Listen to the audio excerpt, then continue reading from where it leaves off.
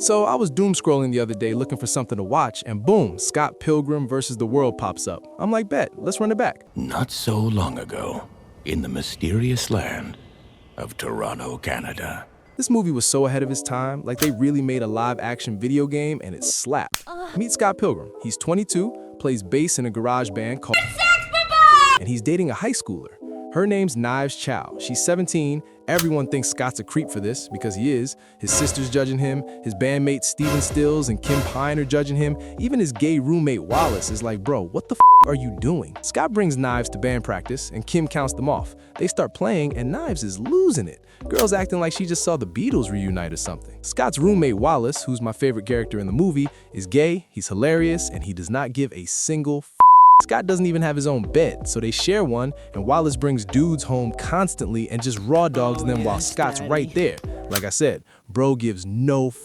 One night, Scott dreams about this girl with colored hair rollerblading through his head. Apparently, there's this subspace highway thing and she uses it to deliver packages. It runs straight through Scott's brain or whatever. It makes no sense, I know, but since when does sense make sense? Anyways, he sees her at a party and asks, who that fine gal? Julie Powers tells him that's Ramona Flowers. Quick sidebar, Julie works at literally every location in Toronto. She's like Larry from the Amazing World of Gumball. I swear she doesn't even get paid. She just shows up to be mad at people. Scott, I forbid you from hitting on Ramona. So Scott orders something on Amazon just to get Ramona to deliver it. It's almost like Ramona is the only delivery person in the whole of Toronto. He waits anxiously at the door until she shows up, and then he's like, you're the woman of my dreams. Want to hang out? And she's like, sure, whatever. They go on a date, walk through snow, end up at her place. She offers him tea. Scott's like, yeah, cool. She goes, what kind? Scott's confused. I also thought there was only one kind. She lists like 20 different kinds and just picks one for him. Seriously? Why ask what kind then? You just wanted him to know you had different kinds? Scott deploys the shiver format that apparently guys can also do. She goes to grab a blanket for him. Bro doesn't wait and follows her into her room and catches her changing.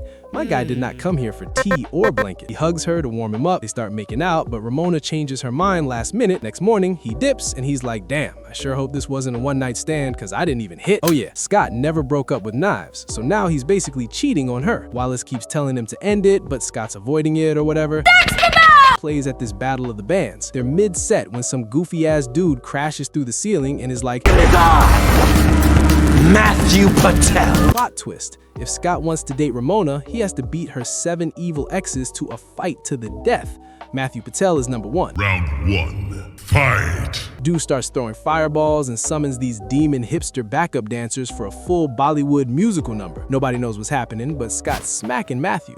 He's some kind of kung fu master now. Also, look how nonchalant everyone is. I always found that to be really funny. Scott lands an uppercut and sends Matthew into the ceiling, and he explodes into coins, like a video game enemy. After the fight, Ramona finally explains. She's like, yeah, if we date, you gotta defeat my 7 evil exes. Yeah, we might need to get married after these fights, because why do I gotta risk my life just to date you? And she keeps saying exes, not ex-boyfriends. Remember that. Scott finally breaks up with Knives, but does it in the worst way possible. Just hits her with, sorry, it's over, or whatever, bye, and dips. Knives loses it. She dyes her hair to look like Ramona and starts hanging out with Neil to try to make Scott jealous. Scott invites Ramona over. He almost got it in the bag last time. Surely this time, alone in a tiny room with Ramona. Nope. Dude fumbles the bag again. Ramona says his hair looks shaggy, and he instantly covers it up with a hat. To keep the hat on, he takes her out to a movie set where Wallace is at. That's where he meets evil ex number 2, Lucas Lee. Hold up, that's Captain America. That is America's ass. Lucas challenges Scott to a fight. You, Scott Pilgrim.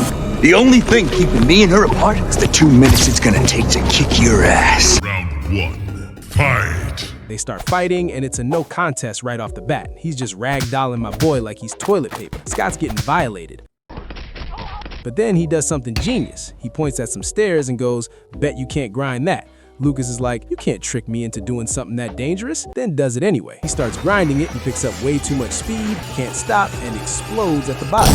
2,000 coins. Later, Scott finds out the Clash at Demon Head is playing. The lead singer is Envy Adams, Scott's ex, the chick who ruined life, who also happens to be Captain Marvel by day, and she's got a bassist, Todd Ingram, who used to be Superman, but gave it up to be vegan instead. Todd is evil ex number 3. Being vegan gives him telekinetic powers. I remember eating spinach non-stop when I was a child because of Popeye. That didn't work. Maybe I needed to go full vegan. Maybe that's the formula. Anyways, Knives shows up and tells Envy, I've kissed the lips that kissed you.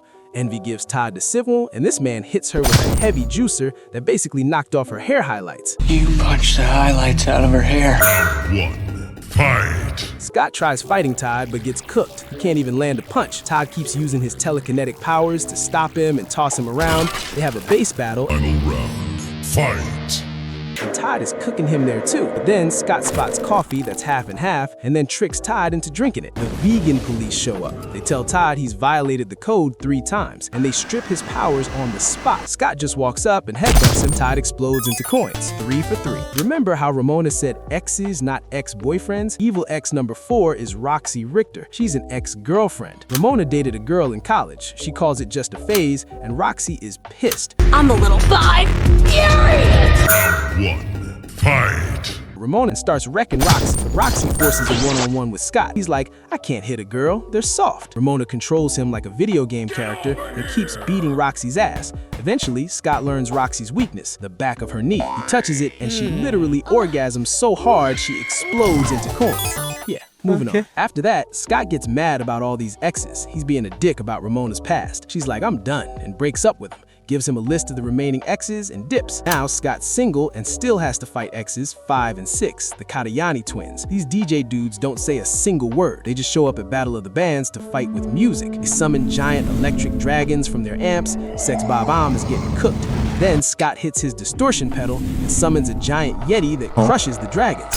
Twins explode. Scott gets an extra life. Remember that. Final boss time. Gideon Graves, Evil Ex number 7. Runs a record label, total douche, mastermind behind the whole league of evil exes. Ramona's back with Gideon now. Scott shows up ready to scrap. Gideon asks, You want to fight me? For her?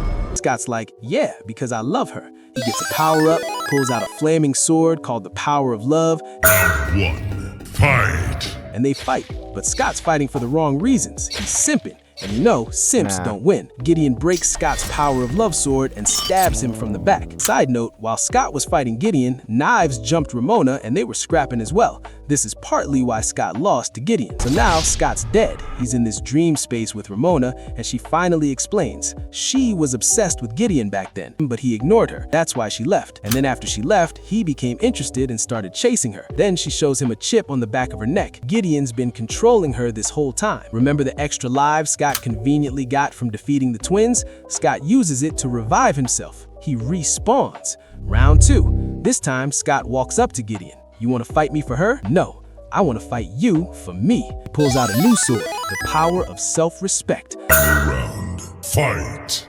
Now it's different. Scott's going off. Knives shows up and kicks the chip off Ramona's neck. She's free now. All 3 of them are scrapping with Gideon.